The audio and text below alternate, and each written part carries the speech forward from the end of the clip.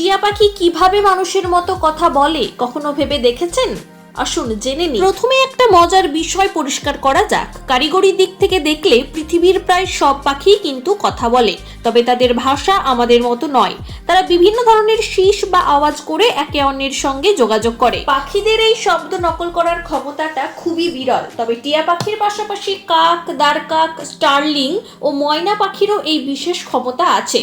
কিন্তু তারা এই কঠিন কাজটি করে কিভাবে? এর উত্তর লুকিয়ে আছে তাদের শরীর ও মস্তিষ্কের ভেতর। মানুষের গলা থেকে শব্দ বের হওয়ার জন্য লারিংস বা ভয়েস বক্স থাকে, কিন্তু পাখিদের তো সেটা নেই। এর বদলে পাখিদের বুকে অনেক গভীরে সিরিংস নামে একটি বিশেষ অঙ্গ থাকে। এই সিরিংসের সাহায্যেই পাখিরা তাদের শ্বাস প্রশ্বাস ও শরীরের ভেতরের কম্পনকে নিখুঁতভাবে নিয়ন্ত্রণ করতে পারে। ফলে তারা এমন শব্দ তৈরি করতে পারে যা তাদের নিজেদের প্রাকৃতিক ভাষার অংশ নয়। যেমন তারা মানুষের ভাষায় কথা